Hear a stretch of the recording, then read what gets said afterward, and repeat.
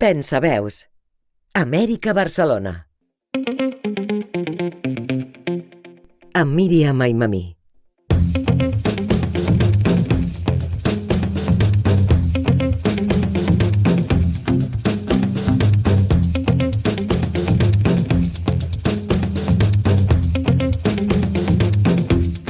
Com una segona part del programa que vam fer unes setmanes sobre el teixit migratori en la història mexicana, avui parlem de 3 grups amb una presència significativa a Mèxic. Em refereixo als menonites, als mormons i als barcelonets, cadascun amb trajectòries i motivacions particulars. Aquestes comunitats van arribar a Mèxic buscant noves oportunitats i van establir-se en diferents regions. Aquests grups continuen il·lustrant la diversitat de la migració a Mèxic i la manera com cada comunitat ha combinat la seva identitat i costums amb les oportunitats i els reptes del país receptor.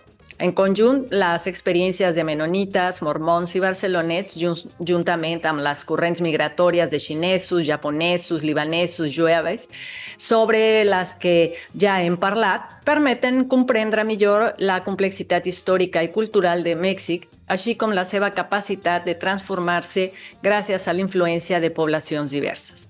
Benvinguts i benvingudes a Pensaveus Compartides. Som un divendres més amb vosaltres, l'audiència que ens acompanya. Estic molt contenta de donar la benvinguda al meu estimat Leonardo Alvarado. Hola, Leonardo, quin plaer ser-hi amb tu aquest divendres. Un placer para mí también, Miriam, estar nuevamente contigo y con quienes nos escuchan y ven desde cualquier parte del mundo. Hoy, como ya lo adelantabas al inicio del programa, continuamos hablando de los flujos migratorios que continuaron tejiendo este país tan diverso en el que hoy vivimos. I amb qui conversem avui? Está con nosotros el físico y escritor Alonso Leal. Doncs és moment d'anar amb ell, Leonardo, si us plau. Alonso Leal estudió física en la Unidad Iztapalapa de la Universidad Autónoma Metropolitana y en la misma universidad completó estudios de maestría en Ciencias de la Información. Durante la pandemia, ingresó a la licenciatura en Derecho de la Universidad Tecnológica Latinoamericana, la cual concluyó 3 años después. Es miembro de la mesa directiva del Ateneo Español de México, AC, y escribió Espejo de Agua, poema extenso de tema filosófico, publicado en 1999 con la editorial Cuadernos de la Búsqueda, cuya traducción al italiano, Specchio di Acqua, apareció en Trento en 2002. Bitácora de vuelo es su segundo libro de poesía.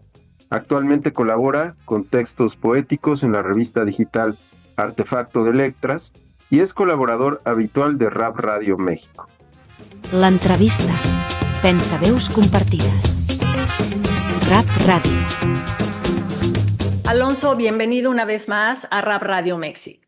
Miriam, muchas gracias como siempre. Leo, qué gusto verlos de nuevo. Como siempre es un gusto estar con ustedes aquí. Pues hace unas semanas apenas tuvimos la oportunidad de conversar contigo sobre algunos de los grupos migratorios que llegaron a México. Y me refiero a las comunidades de chinos, japoneses, de libaneses y de judíos. Hoy continuamos esa conversación para explorar otros 3 grupos que también han tenido una presencia significativa en México y que tú mencionaste en el programa anterior y cuyas trayectorias pues también son de interés. Me refiero a los menonitas, a los mormones y a los barcelonets. Si te parece bien, comencemos por los mormones. ¿De dónde vienen? ¿De dónde vinieron? ¿Por qué? ¿Y cuándo es que llegan a México? Bueno, Miriam, ciertamente como dices, la vez pasada dejamos en el tintero estos 3 grupos que son inmigraciones y que forman parte, en cierto sentido, del mestizaje nacional. Y ahorita vamos a ver por qué dije esto. Los mormones, cuyo nombre oficial son los miembros de la Iglesia de Jesucristo de los Santos de los Últimos Días, vienen de Estados Unidos, ¿no? En Estados Unidos lo funda es la Iglesia de Jesucristo de los Santos Últimos Días, el profeta Joseph Smith. Joseph Smith dice que él tiene un libro sagrado que se lo dio un ángel, se llama el ángel mormón, y por lo tanto es el libro de Mormón, y que no es la Biblia tradicional que siguen los cristianos, es como una reinterpretación.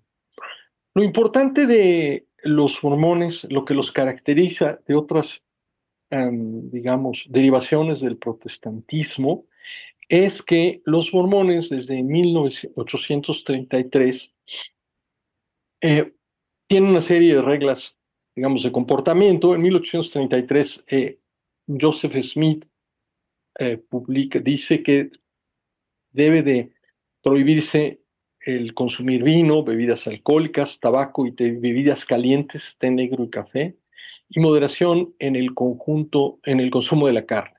Le llamaron el nombre, la palabra sabiduría. Pero en 1843, Smith proclama una nueva revelación, y la nueva revelación es que instaura la poligamia entre sus adeptos como una de las prácticas aceptadas y bendecidas por el Señor.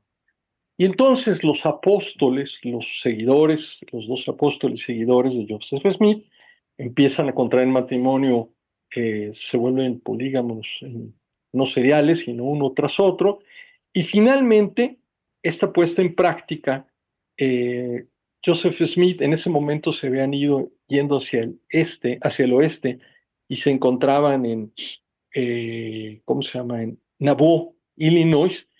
Finalmente estaba en la cárcel y entonces los habitantes del pueblo Nauvoo se amotinan, sacan de la cárcel a Joseph Smith y a su hermano Hyman y los linchan, los matan el 27 de julio de 1844. Y entonces el que queda al frente como presidente de la iglesia es Brigham Young, que los conduce en una peregrinación al oeste hacia lo que hoy es el estado de Utah, donde fundan la ciudad de Lagos Salado, Salt Lake City. Bueno. Esto es en 1844. Los mormones al final de cuentas establecen una ciudad, fundan un territorio y se acercan en su momento hacia el gobierno de la Unión Americana para formar parte de un estado. Yo te platicaba una cosa, un día leí en mi juventud, que era un libro de Irving Wallace que se llamaba La 27ª esposa. Se llamaba La 27ª esposa porque Brigham Young tuvo nada más y nada menos que 27 esposas que vivían en una casa aparte donde él vivía, ¿no? Claro, algunas eran más o menos contemporáneas de él y después empezó a casar con mujeres más jóvenes y al final de cuentas la 27ª esposa, que ahorita no recuerdo el nombre, no le gustó el asunto, no le gustó la convivencia con las demás mujeres y entonces literalmente huye, recibe ayuda de alguien, huye, se va hacia el este de los Estados Unidos y empieza a dedicarse a hacer propaganda contra el marido que tenía 27 esposas. Este asunto, el antecedente es porque cuando Utah decide, acercarse al gobierno de los Estados Unidos para formar un estado, una de las condiciones que le imponen es que prohíba la poligamia entre sus adeptos. De hecho, en marzo de 1822 se proclama una ley que es la ley Edmund Stoker, que declara ilegal la poligamia y se imponía una multa máxima de $500 y pena de cárcel hasta por 5 años. Lo que implica es que bajo esta ley y en el momento que Utah se vuelve parte de los estados, la Iglesia de Jesucristo de los Santos de los Últimos Días disuelve el matrimonio polígamo, o sea, lo declara ilegítimo. Y entonces esto significa que hay una serie de seguidores de esta iglesia que deciden que ellos van a seguir la enseñanza original de Joseph Smith y empiezan a migrar. En particular, uno de los lugares a donde buscan el paraíso en la tierra, buscan la tierra de Sion, es México. Deciden emigrar a México hacia 1882. Y claro, como platicamos la vez pasada, ¿no? En realidad los primeros mormones ya habían llegado en 1876. En 1886 se traduce al español el Libro de Mormón. Pero entonces, lo que sucede es que con la promulgación de esta ley en Estados Unidos, llegan más mormones a Chihuahua específicamente y a la frontera con Sonora para formar unidades donde ellos siguen, por supuesto, la poligamia. La primera unidad territorial equivalente a una diócesis, o sea, seguida por un obispo, fue en 1895 en un lugar llamado Colonia Juárez, Chihuahua. Entonces, es algo curioso porque en general los mormones son endógamos, se casan dentro de la misma comunidad, pero varios de los fundadores de estas colonias se casan con mexicanas, a las que llaman lamanitas, que según esto son descendientes de la Casa de Israel, y por ejemplo para 1912, en el pleno porfiriato, había más de 4,000 adeptos en 9 colonias mexicanas del norte del país. 7 en Chihuahua, Colonia Juárez, Colonia Díaz y Colonia Dublán, Valle Cabe, Pacheco, García y Chupa, y 2 en Sonora, Colonias Oaxacas y Morelos. Entonces, digamos, esta es una migración que en cierto sentido sigue la idea que tenían Porfirio Díaz y su gabinete, que platicamos la vez pasada, de permitir la colonización hacia zonas muy poco pobladas, en particular de etnias de origen europeo. Estos eran estadounidenses y por lo tanto, digamos, eran bien aceptados y que fomentan sobre todo la agricultura. Entonces, los primeros mormones llegan pues con Porfirio Díaz, motivados por Porfirio Díaz, fomentados por Porfirio Díaz.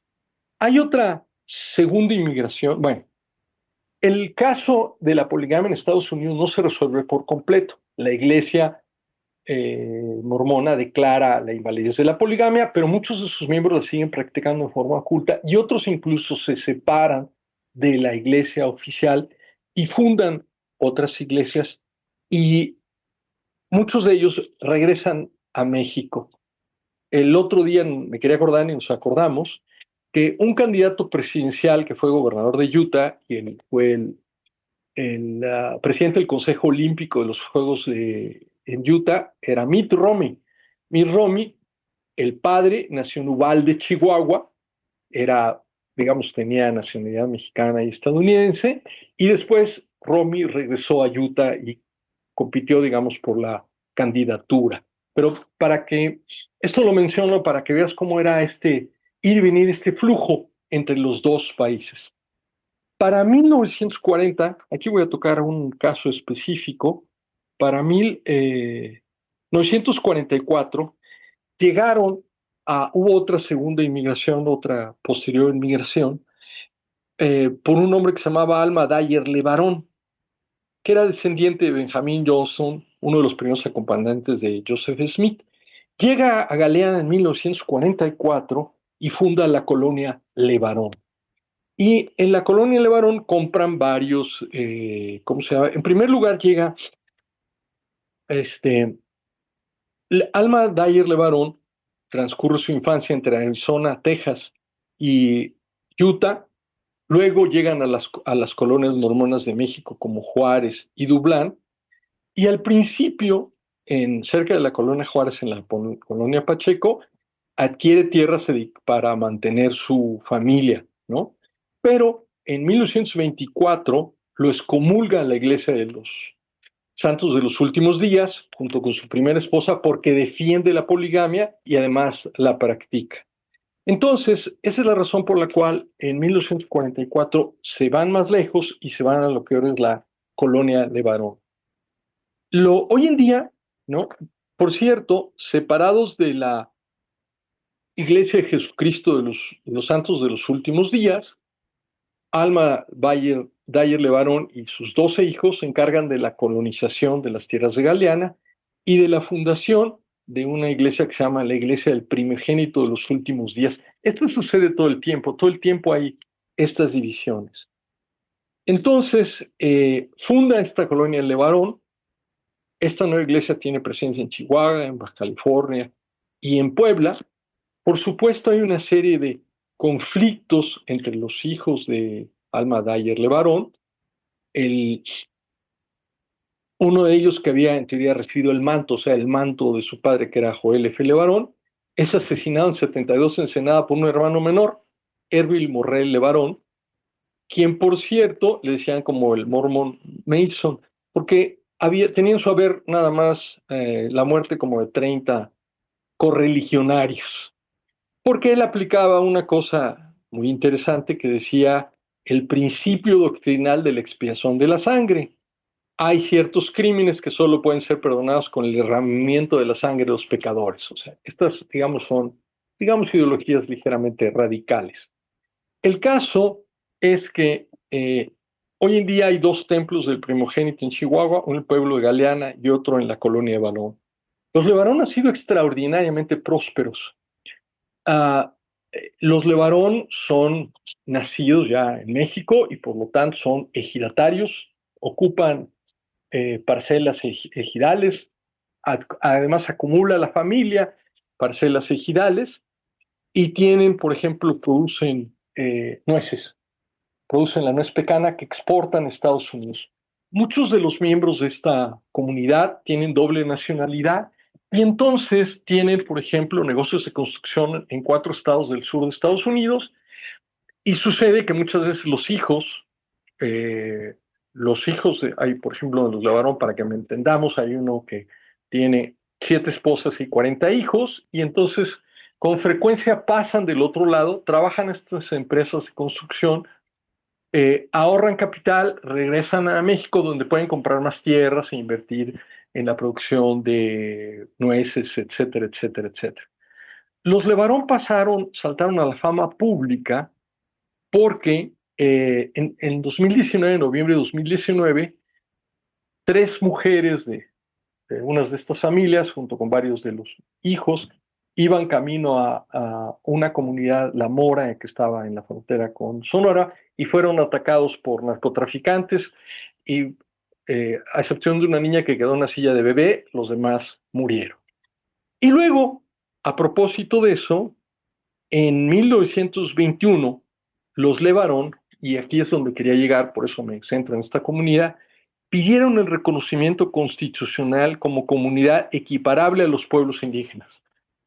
Lo que discutimos respecto a nuestros amigos de la Candelaria, los Etzales, lo mismo quieren los Levarón, porque básicamente ellos les permitiría el autogobierno, la administración de los recursos, municipales proporcionales y en su momento establecer una policía. Incluso los Levarón han participado mucho en política. Hubo, por ejemplo, aquí está interesante, 2018, una iniciativa de ley de Alex Levarón González para permitir y facilitar la aportación de armas, porque los Levarón argumentan que están abandonados del gobierno federal y estatal y que ellos necesitan las armas y el autogobierno para autodefensa, ¿no? Como si fueran indígenas.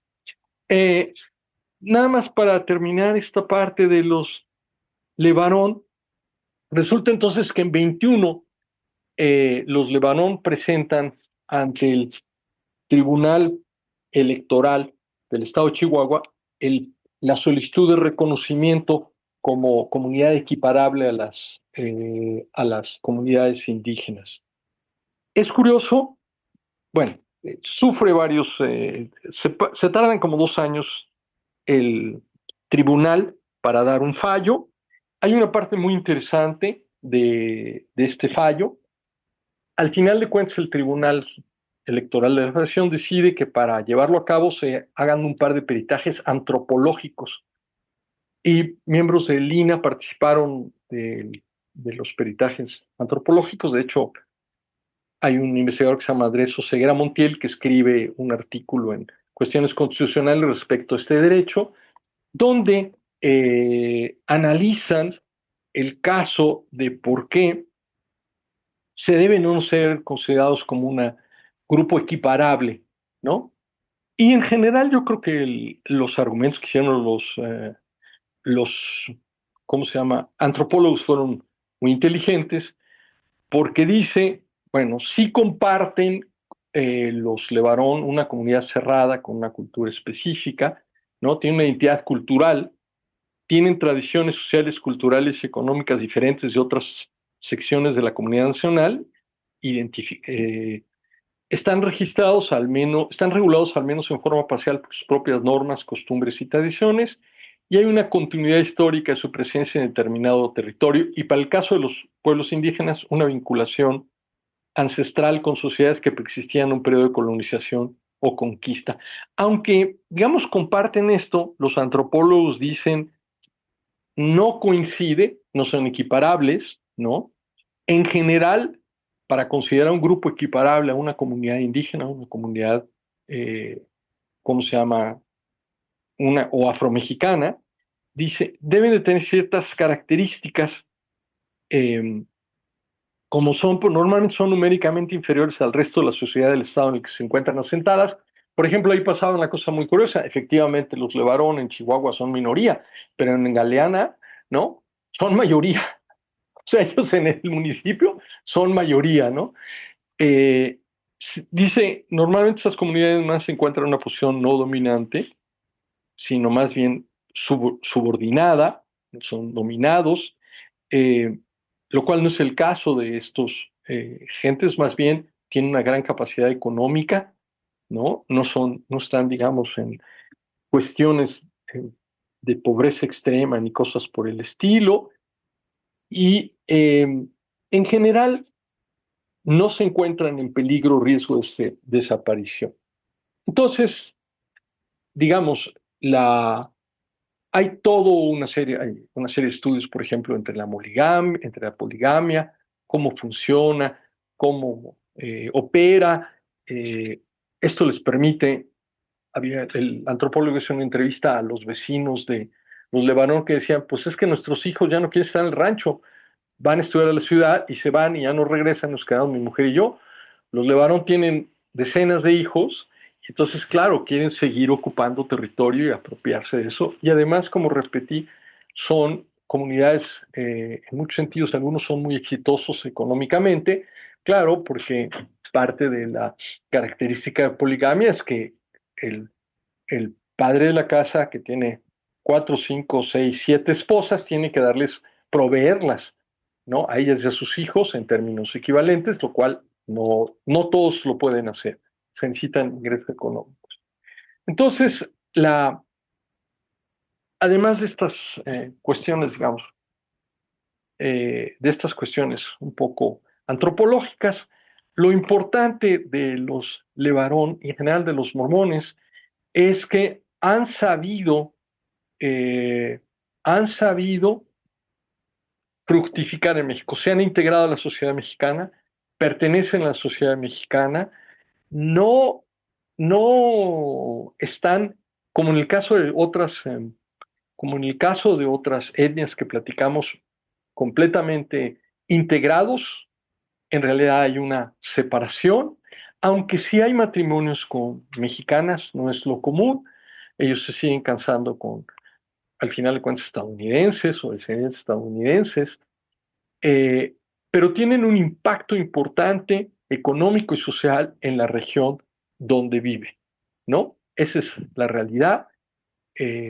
Forman parte de la economía y, ¿cómo se llama? Y por supuesto, además, este es un caso particular, Levarón, pero la religión de la Iglesia de Jesucristo de los Santos de los últimos días ha crecido mucho en México.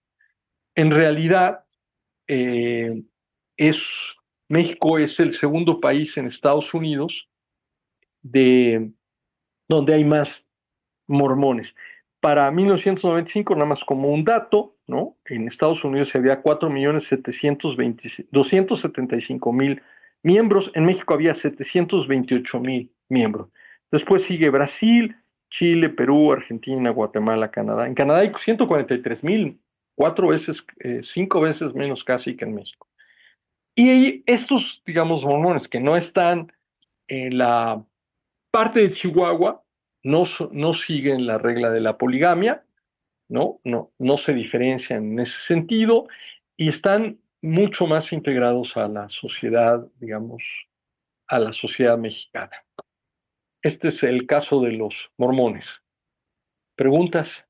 No me queda muy claro, pero pareciera que la integración de estas migraciones es como, la siento yo como muy distinta a a las que vimos antes, ¿no? Porque sí son como muy endogámicos, ¿no? Así es, así es, así es. Eh, y yo no sé, por ejemplo, si en sus ranchos y en estos lugares contratan trabajadores, por decirlo así, Mexicanos, mexicanos o no, así es, así es, o así es.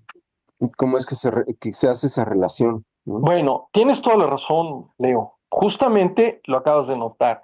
Esta inmigración, en particular en el caso de los mormones, es muy diferente a las anteriores, porque en general han mantenido su identidad cultural y religiosa, incluso étnica, ¿no? Mencioné que sí hay casos hay árboles genealógicos, hay casos de mormones que han tenido esposas mexicanas, ¿no? Se han, digamos, en ese sentido, se han casado, pero en general no sucede. Estas comunidades, sobre todo las de Chihuahua y Sonora, que siguen el mandato de la poligamia, se mantienen en forma endogámica apartados de la población mexicana. No ha sucedido lo mismo que las otras migraciones. Un poco, Leo, con los que se podían comparar realmente son con los judíos. Platicamos que las comunidades judías en México en general se mantienen endogámicas, aún separadas por su origen étnico, ya sea de Europa Oriental o de Siria o de, ¿cómo se llama?, Bulgaria, los sefaraditas, y que en general no se mezclan con la población, ¿no? Pero que tienen, por supuesto, un peso económico muy importante y cultural en la vida mexicana. En buena medida, estas comunidades mormonas que siguen el asunto de la poligamia, que se han separado incluso de la iglesia principal, efectivamente no se mezclan. Ese es el argumento fundamental, Leo, para haber solicitado ser reconocidos como una comunidad equiparable a los pueblos indígenas, ¿no? O sea, el hecho de esta separación es como el argumento de decir, nosotros somos equivalentes a los indígenas, ¿no? Incluso parece como una migración más rural, ¿no? A diferencia de las otras que son, pues, eminentemente urbana, ¿no? Efectivamente, tienes toda la razón, no parece, es una migración mucho más rural, ¿no? Que se ha mantenido localizada fundamentalmente en Chihuahua, Sonora y una parte, digamos, de Baja California Norte. Están muy localizados, esta migración específica, ¿no?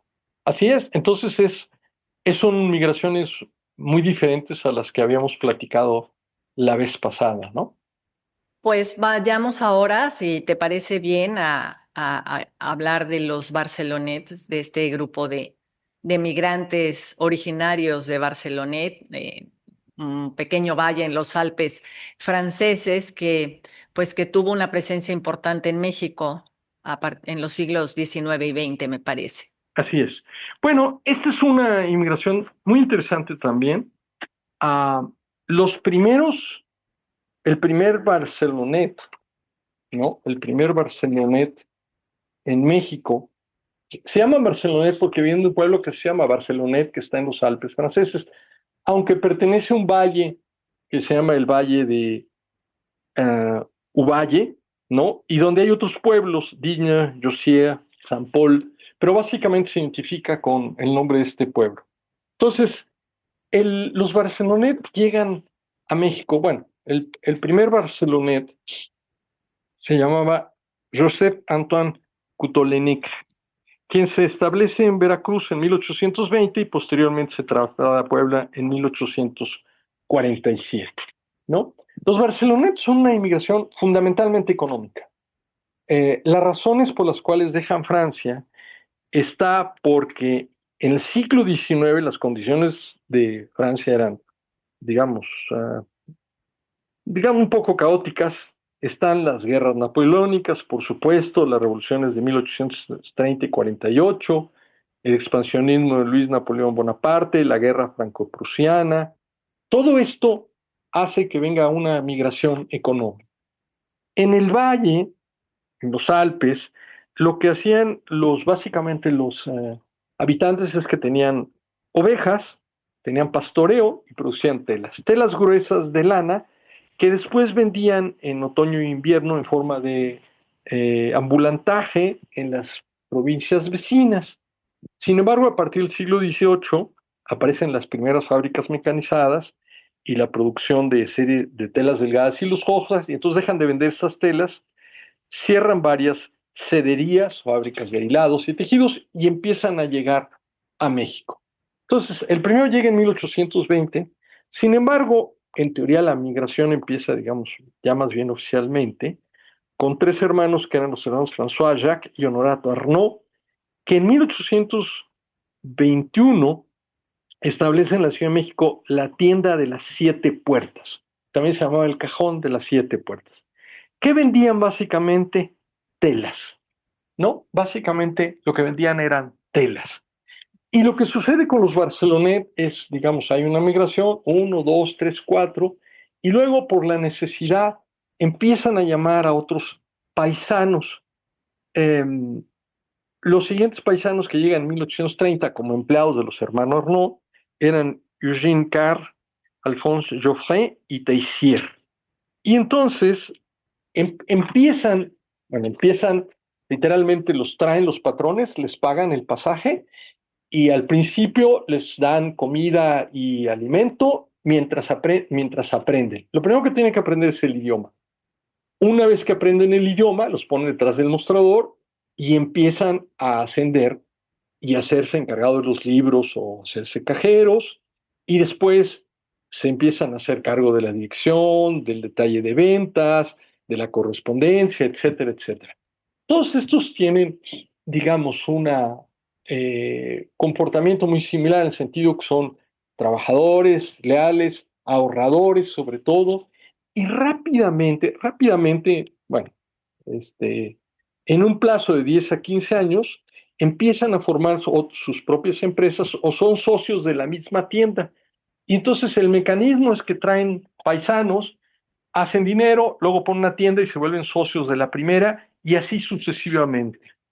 En general, por ejemplo, está el caso de la que sea la Casa de las Siete Puertas, pero por ejemplo, los tres primeros que mencioné, al cabo de 8 años de trabajar con los hermanos Arnaud, se asocian con un Gabriel Derbez, que a todos nos suena, ¿no? Para fundar en 1838 la tienda de novedades llamado El Portal de las Flores. En 45, Caer y Joffre regresan al valle y van 200,000 francos oro, y entonces, claro, hay muchos Barcelonet que empiezan a llegar aquí a México, ¿no? Y entonces hay una migración donde básicamente los Barcelonet vendían al principio, antes de 1870, básicamente las tiendas de los franceses eran pequeños comerciantes, artesanos, empleados, cocineros, costureros y dueños de restaurantes. No estaban involucrados en el comercio mayorista, finanzas o la industria. En general, digamos, todo esto cambia con la llegada del porfirismo, ¿no? Antes del porfiriato, en México en general hay un poco control sobre las fuerzas productivas, hay un desorden social, hay este caos político de todas las guerras liberales y conservadores, y hay una marcada regionalización del país. Cuando llega el porfiriato, impone la Pax Porfiriana. En ese momento que hay control sobre el territorio del país, se sientan las bases para la acción económica. Y entonces, los Barcelonet, que hasta antes de 1870, digamos, eran estos pequeños comerciantes, resulta que empiezan a fundar una y otra compañía empiezan a comprar una y otra compañía y eran básicamente importados. Utilizaban primero a los mayoristas alemanes como intermediarios para distribuir sus productos y luego empezaron a poner intermediarios franceses. Por cierto, la invasión francesa de 1864 les permite a estos Barcelonet empezar a distribuir nacionalmente y además les beneficia el establecimiento de rutas comerciales entre San Nacer y Veracruz, por ejemplo. El caso es que, por ejemplo, dice que para 1870 y 80 fueron los años cruciales para el crecimiento económico de los Barcelonet. De 80 casas de importación alemanas en 1870 2/3 ya habían desaparecido para 1889. La última casa de tela alemana establecida en México cerró en 1892. En ese mismo año, los franceses poseían 150 casas de tela, 30 eran mayoristas y 118 pertenecían a los Barcelonet. Para 1910 el número ha llegado a 200 tiendas y 150 les pertenecían a los Barcelonet. Los Barcelonet rápidamente empezaron a prosperar en los negocios de telas, de importación de telas, se asociaban unos con otros. Había algo muy importante en los Barcelonet, que empezaron a emigrar individualmente en este tejido social. Venían del mismo valle, se conocían y había una serie trabajaban duro con el patrón luego les ayudaba a poner su siguiente tienda, se asociaban y empezaron a multiplicar estas redes que les permitieron crecer, ¿no? Algo interesante de los Barcelonet es que al principio, claro, en el siglo XIX, algo importante, se importaban y vendían tela, pero después empezaron a decir, necesitamos un suministro de tela estable en el mercado nacional.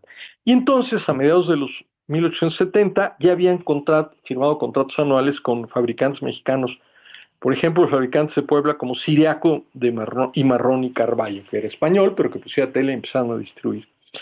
Y otra cosa interesante fue que también, además de estaban centrados en el comercio y la consolidación de la distribución de ropa, poco a poco empezaron a aventurarse en la industria textil y empezaron a hacer fábricas.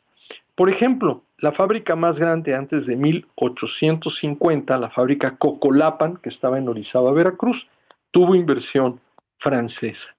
Pero además, ¿qué hace? Los Barcelonet eran básicamente comerciantes, tenían clientes, podían vender al mayoreo y muchas veces tenían que dar crédito a sus clientes.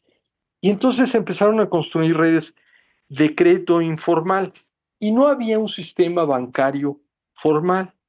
Entonces, poco a poco los Barcelonet empezaron a desarrollar este sistema de crédito informal que fue la base para después el sistema bancario mexicano. Por supuesto, todos estos Barcelonet, puedes hablar de 30, 40 gentes, estaban relacionados unos con otros y participaban todos en el mismo tipo de industrias y ayudaban unos a otros. Nada más para completar un poquito lo que decía el sistema bancario, ¿no? La entrada de los bancos franceses en el sistema bancario formal en México tuvo lugar en 1881. Edouard Notzelin, presidente del Banco Franco-Egipto, obtuvo una concesión y creó el Banco Nacional Mexicano, principalmente con capital francés y mexicano, 8 millones de pesos. El principal socio en el Banco Nacional Mexicano, el Banco Franco-Egipcio, con 16.500 y un total de 80.000 acciones. El Banco Nacional de México abrió sus puertas en febrero del 82. Era un banco de depósito, descuento, circulación y emisión, o sea, producía billetes. Y le ofrece al gobierno federal una línea de crédito de 4 millones de pesos. Básicamente, en 1882 se funda el Banco Mercantil Mexicano, ¿no? Solo tenía la mitad de capital invertido, 4 millones de pesos que el Banco Nacional Mexicano, y sus accionistas eran españoles y mexicanos que residían en México. Y en 1884, el Banco Mercantil Mexicano, donde había comerciantes españoles y mexicanos, el Banco Nacional de México se fusionan y se crea lo que se llama Banco Nacional de México, Banamex. Entonces, los Barcelonet participaron muy importantemente en la creación de los primeros bancos. Después,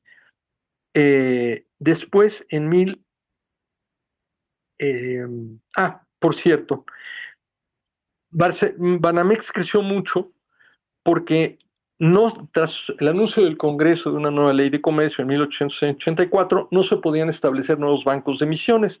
Entonces, Banamex tenía un monopolio garantizado de emisión, ¿no? Entonces, después, a principios de 1889, aparece el Banco de Londres y México, que era descendiente del Banco de Londres, México y América, donde otra vez más los barceloneses tenían una inversión muy fuerte, ¿no? Y estaban más involucrados en la financiación pública. Para los que estamos ya de cierta edad, el Banco de Londres y México se volvió después con las privatizaciones en el Banco Serfín, que al final de cuentas fue comprado por Banco Santander. Hasta ahí llegamos. Y hay otra compañía interesante, que era la Compañía Bancaria de México y París.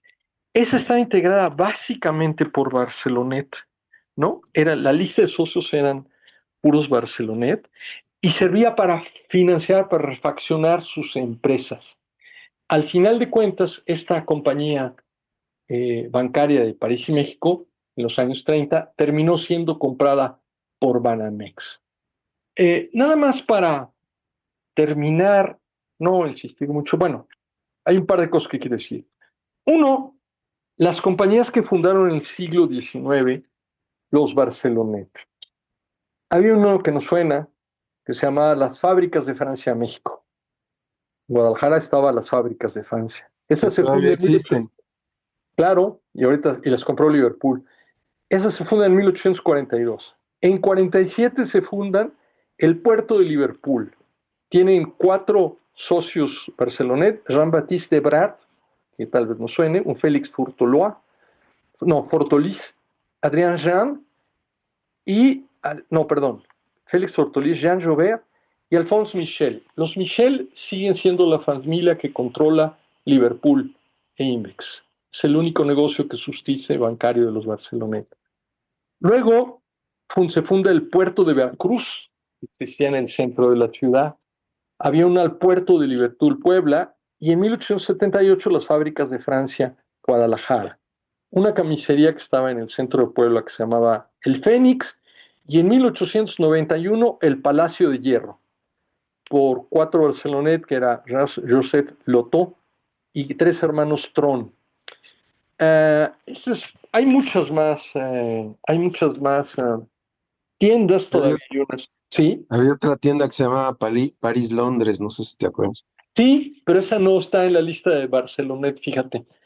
Pero, por ejemplo, fábricas textiles, en 1884 fundan la Abeja Bonetería, pero en 1889 fundan la Compañía Industrial de Orizaba, que tenía cuatro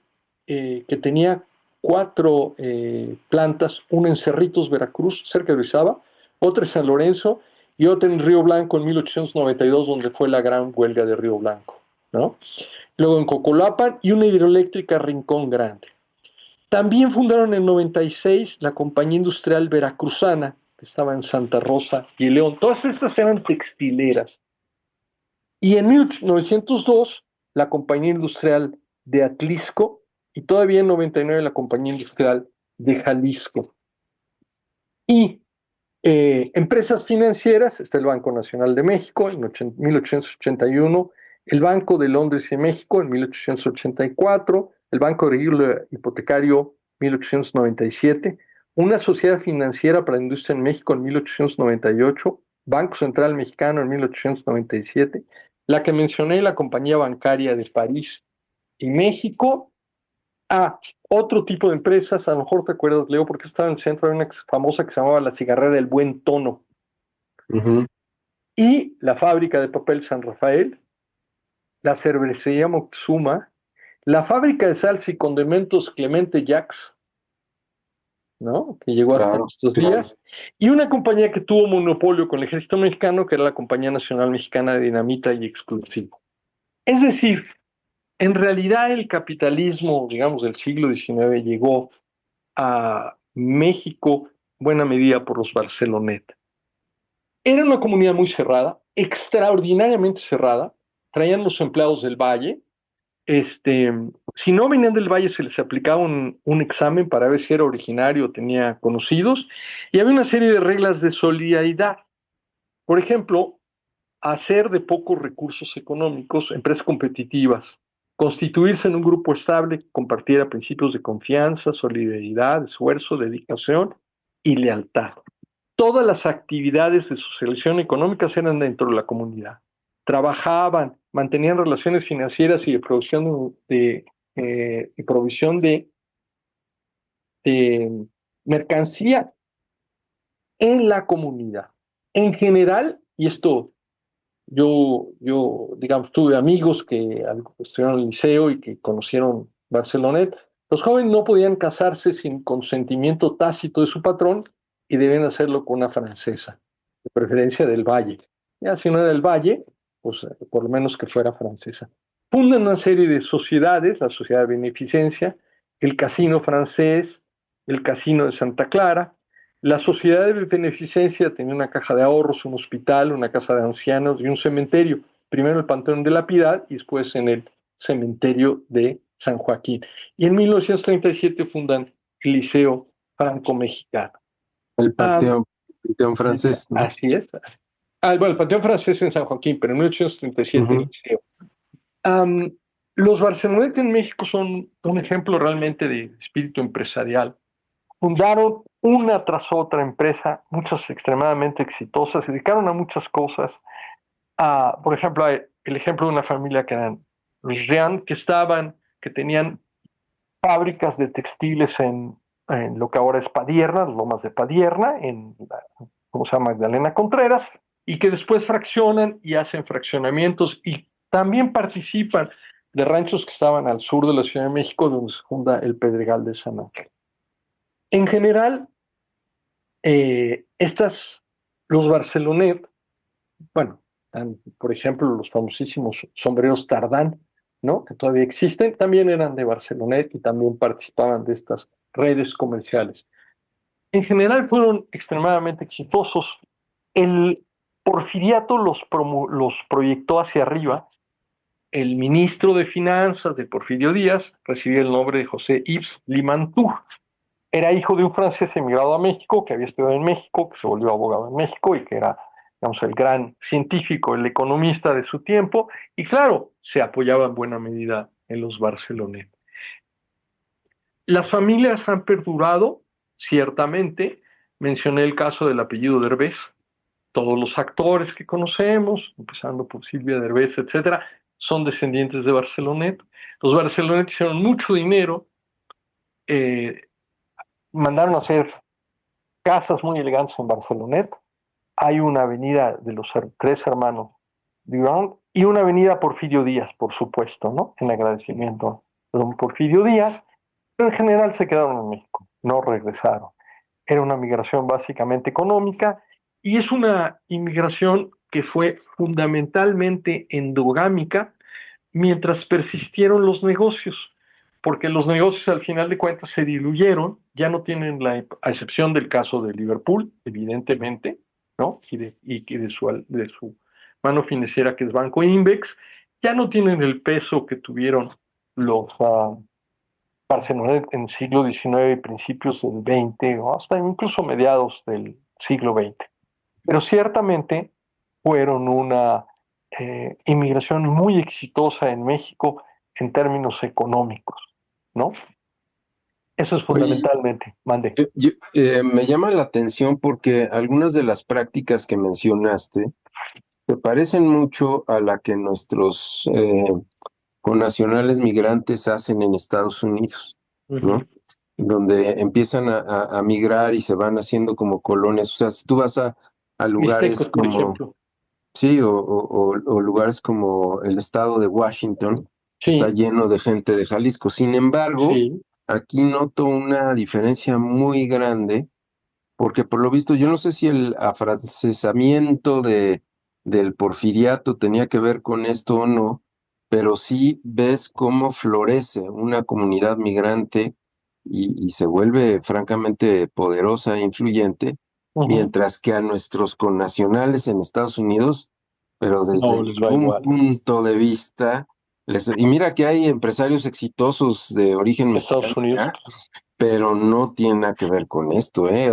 Esta idea de formar consorcios, grupos comerciales o industriales que pudieran influir sobre una región, eso te habla de las enormes diferencias estructurales a las que se enfrenta una migración, digámoslo así, tan afortunada de esta gente, y tan desafortunada como la que tienen nuestros Así es. connacionales en Estados Unidos. Fíjate, Leo, esa cuestión es importante. La diferencia, yo creo que los barceloneses fue el porfiriato. Por supuesto, Porfirio Díaz, acuérdate que a Porfirio Díaz se le atribuye, lo he oído repetido muchas veces, pero el primero que oí que se le atribuía la frase de pobre de Dios, tan lejos del cielo y tan cerca de los Estados Unidos, era Porfirio Díaz. Porfirio Díaz tenía esta obsesión por balancear esta cercanía a Estados Unidos. Es conocido que Felipe Ángeles, que era un gran artillero, estuvo en Alemania comprando los cañones Krupp para armar Salina Cruz, ¿no? Cosa que no les gustó para nada a los gringos, no les hizo ninguna gracia.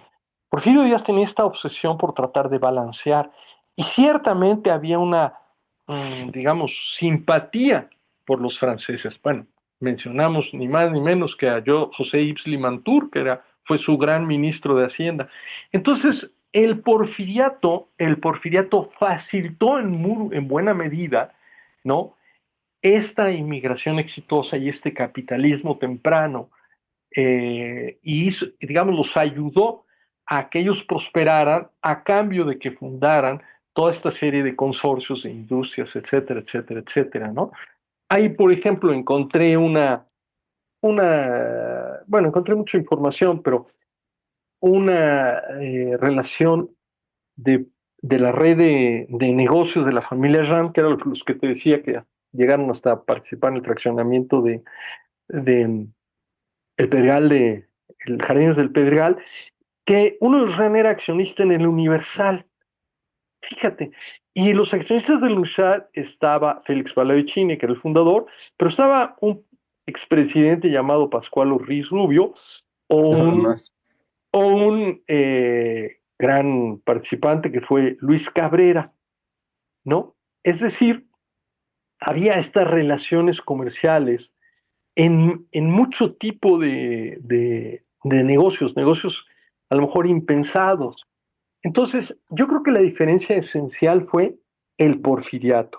El porfiriato te mencioné ahorita, esa compañía mexicana de explosivos y dinamita tenía monopolio con el ejército mexicano de Porfirio Díaz. Todos ellos proveían, ¿cómo se llama?, dinamita al ejército. O el caso del Banco Nacional de México, que era un banco de emisión y que en un momento dado queda como el único banco de emisión. El Banco de México no emitía moneda, lo hacía Banco Nacional de México. Yo creo que la diferencia esencial entre esto que platicas de los paisanos en Estados Unidos y los Barcelonet, sí fue el ambiente que a ellos les tocó, en el cual el porfiriato quería necesariamente hacer avanzar la economía. La vez pasada, bueno, quise empezar con los mormones y luego por los Barcelonet, porque al igual que en las 4 migraciones anteriores, el responsable fundamental o la causa fundamental de estas migraciones es esta bienvenida y facilidad que da el Estado mexicano a los inmigrantes. Son consecuencias, aunque no entiendo muy bien por qué don Porfirio dejó entrar a los mormones sabiendo que eran gringos, ¿no? Eso iba en contra un poco de sus instintos, a lo mejor porque eran güeritos, pero los mormones o los Barcelonet se debe fundamentalmente la inmigración a esta facilidad que dio el porfiriato, ¿no? Y que justamente los mexicanos en Estados Unidos no tienen, o sea, llegan a lo mejor a una comunidad que los recibe y los ayuda más o menos, pero no tienen todas estas facilidades impositivas de creación de infraestructura, que por ejemplo, menciona el antropólogo en el caso de los Levarón, ellos sí tienen por tener doble nacionalidad y por lo tanto tienen empresas de construcción en el sur de Estados Unidos, de donde obtienen capital, recursos que después les permiten venir acá a comprar tierra, invertir en agricultura, etcétera, ¿no? Sí, por ejemplo, esto que mencionas inmediatamente me hace pensar a la inmigración poblana en Nueva York, Claro. que es muy abundante y donde sí sé de cierto de un par de empresarios, sobre todo uno, un hombre muy influyente, pero que es solamente él. Es decir, no se ha Claro. generado este ecosistema de negocios, Exactamente. ¿no? Exactamente. Los poblanos en Nueva York, salvo casos muy especiales, siguen siendo obreros o no jornaleros porque están en O una albañiles, sí. pero no tienen este florecimiento empresarial, digamos, que Así es. vemos. Bueno, pues vámonos para terminar con estas comunidades, ahora para hablar de los menonitas, de esta comunidad que pertenece a una rama del cristianismo protestante, también una comunidad rural de fuerte identidad religiosa y también endogámica. Bueno, los menonitas, al igual que los mormones, tienen un componente religioso en su autoidentificación. Los menonitas son una secta particular del anabaptismo, que es básicamente una derivación protestante, y que aparecen hacia 1536, básicamente. Los menonitas, digamos, fundamentalmente, un poco desde el punto de vista de su identificación, de su definición ideológica, es que las creencias principales son que el bautismo solamente lo reciben los adultos, después de que estos aceptan voluntariamente los principios de la religión menonita. No se bautizan los niños, pero son anabaptistas, ¿no? Eh, quieren, piden la separación entre la iglesia y el Estado, repudian el servicio militar, son pacifistas y no desean, se niegan a participar en asuntos políticos y culturales. Los anabaptistas tienen una historia de persecución, primero en Europa, ¿no? En un momento dado se ven obligados a refugiarse en áreas rurales, van a dar de los Países Bajos, básicamente tienen raíces culturales alemanas y holandesa, hablan una variedad dialectal del alemán. Entonces, de los Países Bajos van a dar a Danzig, cuando era, digamos, parte del reino de Polonia, y les concede suelos, y el rey polaco Sigismundo II, impresionado por la habilidad para desecar el suelo, una técnica que habían aprendido a Holanda, les concede un privilegio para que emigre. El privilegio consistía en una serie de consideraciones particulares que incluían la libertad para practicar su religión, la exención del servicio militar, así como el derecho de tener sus propias escuelas en las que el alemán fuera el idioma de enseñanza. En 1786, el gobierno imperial ruso envió un agente a Danzig con el objeto de reclutar menonitas. Para ese momento, en 1772, Prusia ya tenía control sobre la zona. Entonces la iglesia luterana no quería los menonitas y entonces, digamos, les impone una serie de restricciones de terrenos. Y entonces, en 1786, salen los menonitas de Rusia y van a dar al sur de Ucrania. Fundan varias colonias, al final de cuentas, y duran hasta 1870, en el que el gobierno ruso publica un decreto que termina con la administración de las colonias extranjeras por el Departamento de Tierras, y en lo sucesivo forman parte de la jerarquía gubernamental.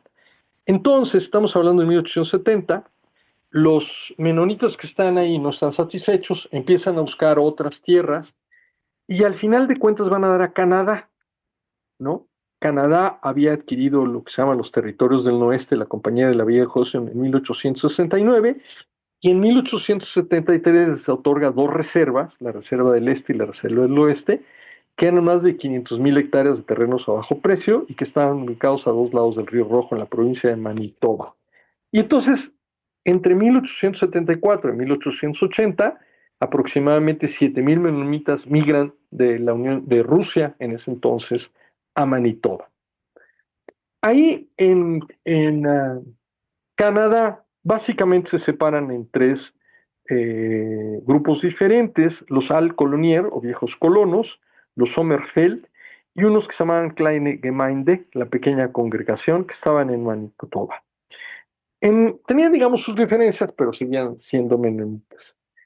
En general, el problema empieza porque los menonitas les había concedido originalmente, el gobierno canadiense les había concedido originalmente a los menonitas la autonomía en el área de educación, pero con el tiempo hubo una creación presidente del gobierno de Manitoba para hacerse cargo de los asuntos educativos. Así que, de acuerdo a una ley que se publica, el Acta de las Escuelas Públicas de Manitoba, aprobada en 1890, en los primeros años del siglo XX se establecen varias escuelas públicas en comunidades menonitas en las cuales se enseñaba el inglés y el alemán. Al parecer incluso se hubieran adaptado, de no ser por el estallido de la Primera Guerra Mundial. El estallido de la Primera Guerra Mundial provoca, dado que Canadá pertenecía al Reino Unido, ¿no? Era una de las provincias del Reino Unido, hay un surgimiento de ola de patriotismo, entonces hay miles de voluntarios canadienses que se integran al ejército para ir a combatir en Europa. Y los menonitas eran una minoría étnica, ¿no? Se diferenciaban, además eran pacifistas, pero además hablaban, digamos, su cultura básicamente alemana, entonces se vuelven sospechosos. Así es que en 1916 el gobierno de Manitoba se aprovecha del ambiente patriótico creado por la guerra para acabar con el sistema de escuelas bilingües. Y esto yo creo que a nuestros amigos catalanes les va a sonar porque por medio del Acta de Asistencia a la Escuela de 1916 se decretó que el inglés sería el único idioma de enseñanza en las escuelas. Nada del Plattdeutsch, que era lo que ellos hablaban. Y además, bajo la nueva ley, se prohibía la enseñanza religiosa en las escuelas. Estamos a finales de 1916. Entonces, para 1918, bueno, hay otro problema porque además se crea por primera vez, se impone la acta de servicio militar en 17 y los menonitas que no aceptan ni ingresar al ejército fueron enjuiciados, encarcelados y después dejados en libertad. Y además, esto que los hayan dejado en libertad aumenta el resentimiento público hacia los menonitas, de tal manera que entre 1919 y 1920 empiezan a buscar terrenos y empiezan a buscar un país que los reciba, ¿no? Básicamente, lo que quería, la pérdida de la capacidad para administrar sus propias escuelas, condujo a la decisión definitiva de aquellos menonitas que no querían emigrar, de emigrar a otro país que estuviera dispuestos a otorgarles un privilegio. Entonces se empezaron a buscar, pensaron en América Latina porque quisieron hacer intentos de obtener grandes bloques de terreno en Estados Unidos. Algunos se hicieron intentos en Alabama y Mississippi, pero fracasaron. Entonces empezaron a ver en Estados Unidos. Y resulta que un grupo de menonitas de la región de Hack-Osler había hecho contacto con el empresario mexicano Arturo J. Braniff, que era nada más y nada menos cuñado del presidente Álvaro Obregón. Entonces, a través de otro menonita que era dueño de una compañía de bienes raíces y seguros, hicieron contacto con Braniff. El intermediario se llamaba John F. de Wiebe. Wiebe, en 1920, llega a la Ciudad de México, conoce a Braniff. Braniff encabezaba una de las compañías colonizadoras reconocidas oficialmente por la Secretaría de Agricultura y Fomento. Y entonces dicen, vamos a buscar una delegación formal para explorar a fondo, y manda una carta a la Secretaría de Relaciones Exteriores, en la cual proporcionaba una explicación detallada sobre los motivos de los menonitas al querer emigrar a México, además de los beneficios que podían aportar al país. En 21 llega la delegación, ¿no? El 28 de enero llegan a El Paso, consiguen un intérprete que se llama Daniel Salas López. El 3 de febrero entran a México por Nogales, ahí inspeccionan la posibilidad de comprar tierras. Y finalmente, el 17 de febrero del 21, llegan a la Ciudad de México y acompañados por el secretario de Agricultura, Antonio Villarreal, y por Braniff, el grupo se entrevista con Obregón para discutir sus motivos.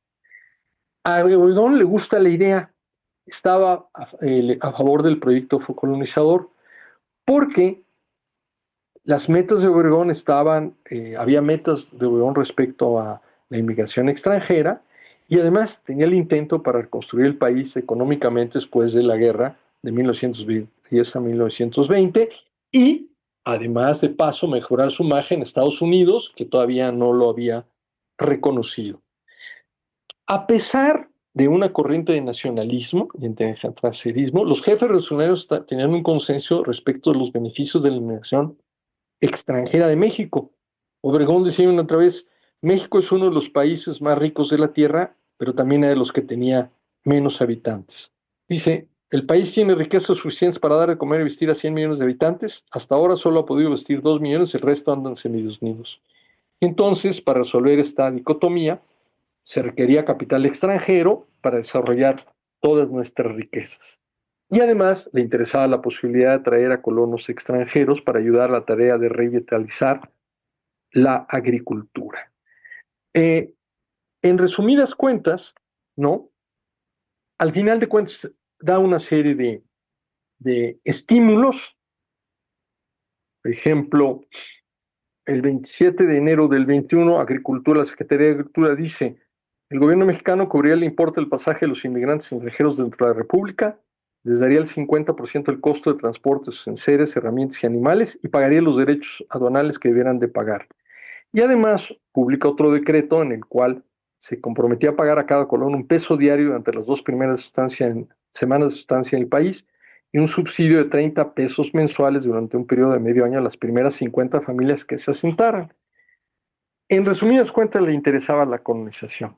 Y algo que no se decía, porque Obregón insistía a menudo que aceptaría los buenos inmigrantes, así tal cual, sin tomar en cuenta su raza, es que, claro, no eran europeos, pero eran de ascendencia europea, de Canadá, ¿no? Y eran, digamos, era la inmigración deseable, al igual que en el caso de los mormones.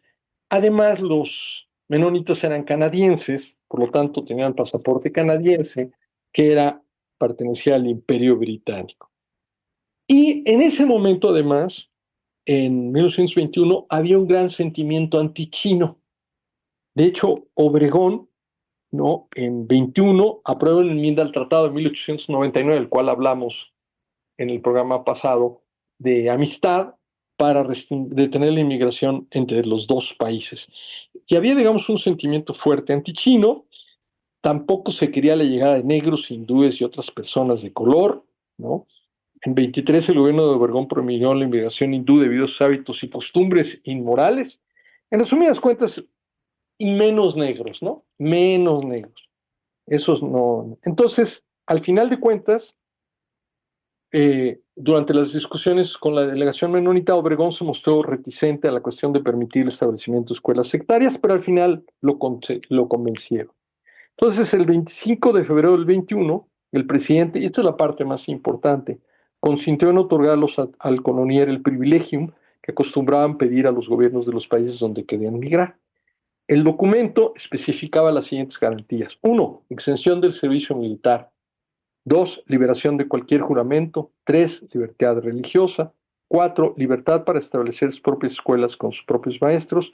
5. Libertad para administrar sus propiedades según sus propios criterios. Los menonitas, así convencidos, buscan tierras, encuentran tierras en la ex hacienda de Bustillos, en Chihuahua, cerca del pueblo de San Antonio de los Arenales, hoy Ciudad Cuauhtémoc, y compran una porción. Eso era un viejo latifundio de Carlos Zuluaga. El hijo era el heredero, el hijo está dispuesto a vender antes de que le expropien, pues eran nada más 112,000 hectáreas, y al final de cuentas compran 112,000 hectáreas. Y al final de cuentas, en 22 les dan otro privilegio a otra secta que no es Sommerfeld, quien compran otras 6,000 hectáreas. Entonces, en febrero del 22 empieza la inmigración menonita a México. Para 1927, casi 10,000 menonitas habían llegado a México. El inicio de la Gran Depresión, junto con controles más estrictos, provocó una disminución sustancial de los proyectos colonizadores de los menonitas en México. El estallido de la Segunda Guerra Mundial y el resurgimiento de la germanofobia detuvieron de un tiempo la migración menonita a México. Hasta los últimos años del conflicto, en el periodo de guerra, cuando se emprenden nuevos proyectos. Calles no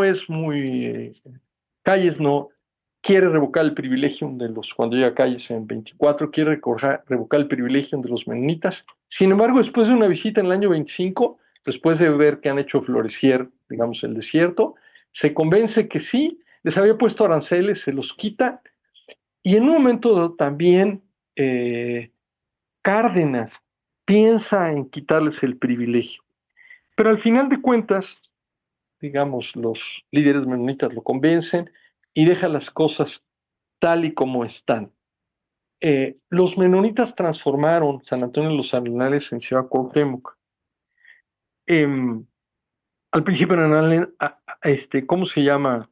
Aldeas, realmente, pero eh, empezaron a generarse numerosas viviendas y edificios, y además, en San Antonio de los Arenales, que en julio del 27 se volvió municipio con el nombre de Ciudad Cuauhtémoc, llegaron a establecerse al pueblo una variedad de empresas y casas comerciales.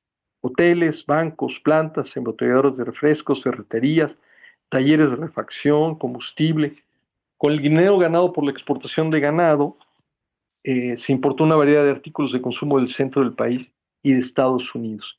Incluso una cosa interesante es que en un momento en el cual las cosechas no funcionan muy bien, los menonitas que aprenden los mormones empiezan a hacer queso y a vender leche, que hoy en día es por los cuales lo tenemos reconocidos.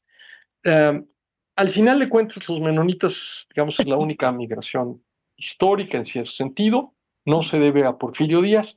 Hoy en día, no podemos dejar de mencionar esto, han emigrado de Ciudad Cuauhtémoc hacia zonas como Yucatán. Yucatán, bueno, Ujú. no, Campeche y Quintana Roo, ¿no? Quintana. Donde debido a sus prácticas intensivas de agricultura y sobre todo de ganadería, levantan la selva, acaban con la selva para meter ganado, ¿no? Ese es el grave problema de los menonitas. Han deforestado la selva maya para abrir también tierras agrícolas. El Exactamente. tipo de maquinaria que utilizan para desmontar todas las grandes extensiones, porque aplican también agroquímicos y herbicidas y porque ha habido una expansión del monocultivo con ellos también. Claro. Entonces, digamos, eso se debe a que en estas comunidades son fundamentalmente endógamas, pero digamos, ha habido una modernización. En Ciudad Cuauhtémoc, por lo que he leído, no he estado ahí, hay algunos que siguen el modo de vida tradicional y hay otros, sobre todo jóvenes, que se han integrado al modo de vida contemporáneo. Y esto es lo que en buena medida ha hecho que los menonitas se vayan de esa zona hacia Campeche, y no solo hacia Campeche, hay colonias menonitas también cuando emigran hacia México, en Paraguay y ahora en Bolivia, ¿no? En zonas, digamos, poco pobladas, donde pueden, digamos, otra vez repetir este fenómeno. Porque la sociedad menonita tiene estos problemas en el sentido del impacto de la modernidad en su modo de vida tradicional.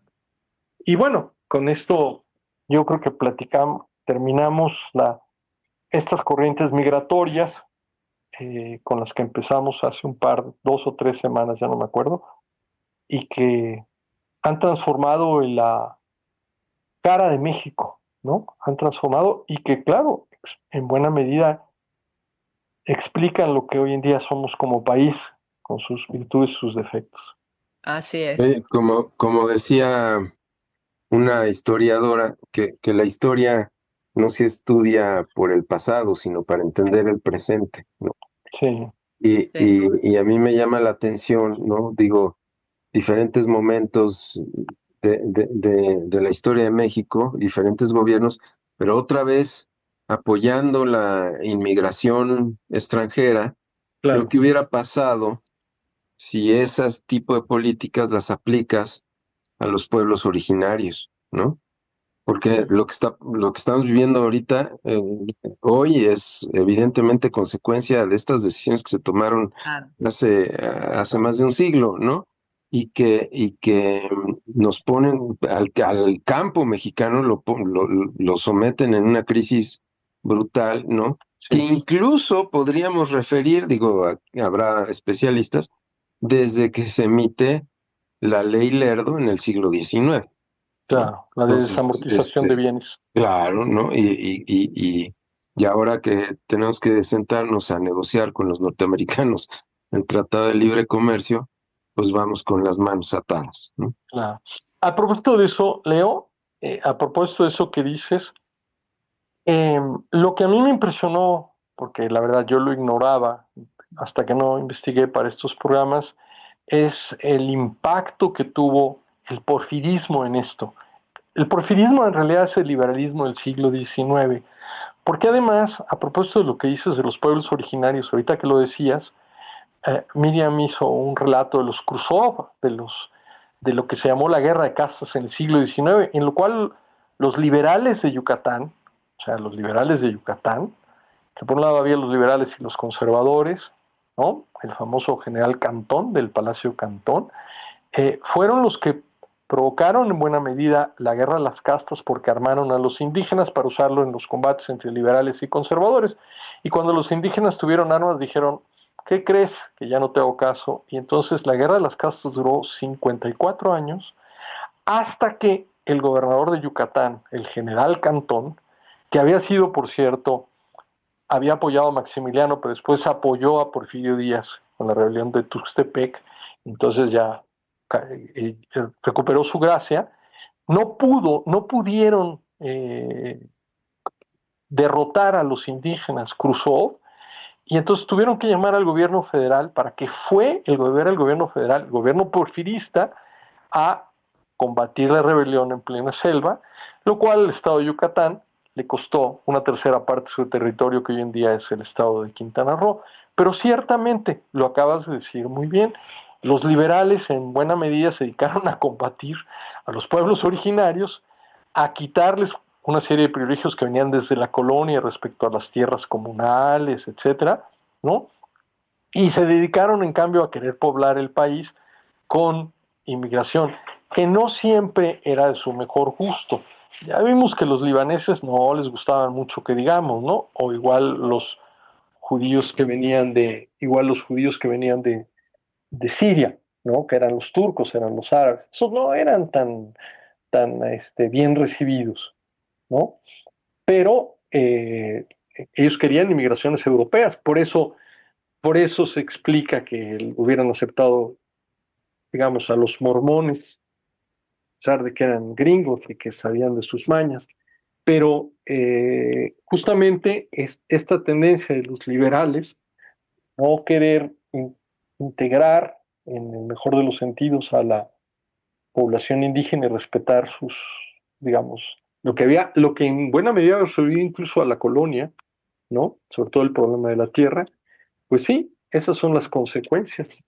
Entonces, lo curioso es que, mira, el México de hoy, a pesar de la Revolución Mexicana, sigue estando modelado en buena medida por lo que hicieron los liberales y el general Porfirio Díaz, entre otros, ¿no? Sin duda alguna. Y así cerramos este recorrido por el tejido migratorio en la historia de México, a través de las experiencias de comunidades chinas, japonesas, libanesas, judías, los barcelonets, los menonitas y los mormones, además del exilio español del cual hemos hablado en muchísimas ocasiones, La saciedad. pues hemos podido comprender o ver a México, ¿no?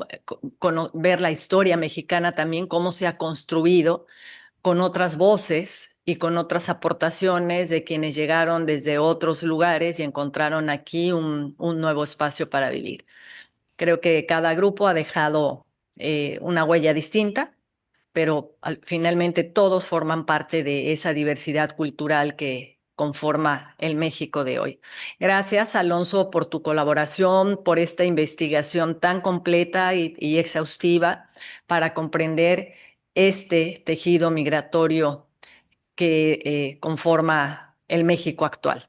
Al contrario, Miriam, como siempre, muchas gracias por la invitación, gracias a ti, gracias a Leo, y es un gusto estar siempre con ustedes. Gràcies, Leonardo, per sumar sempre en aquestes emissions i aportar tant al nostre programa. I a tota la nostra audiència, gràcies per ser-hi una vegada més. Ens acomiadem per avui, però ben aviat tornarem amb més continguts i convidats. Els esperem el proper divendres en Pensaveus Compartides.